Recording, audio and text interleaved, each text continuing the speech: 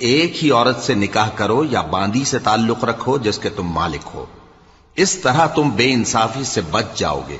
और औरतों को उनके मेहर खुशी से दे दिया करो। हां, अगर वो अपनी खुशी से उसमें से कुछ तुमको छोड़ दें तो उसे मजे से खा लो। और कम अक्लों को उनका माल जिसे अल्लाह ने तुम लोगों के लिए सबब मईशत बनाया है मत दो।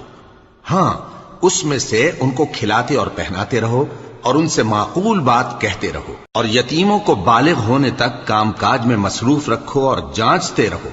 फिर बालिग होने पर अगर उनमें अक्ल की पुख्तगी देखो तो उनका माल उनके हवाले कर दो, और इस खौफ से कि वो बड़े हो जाएंगे, यानी बड़े होकर तुमसे अपना माल वापस ले लेंगे, उसको फजूल खर्ची और जल्दी में न उड़ा देना। और जो शख्स आसूदा हाल हो उसको ऐसे माल से कतई तौर पर परहेज रखना चाहिए। और जो जरूरतमंद हो वो मुनासिब तौर पर यानी बकद्र खिदमत कुछ ले ले। और जब उनका माल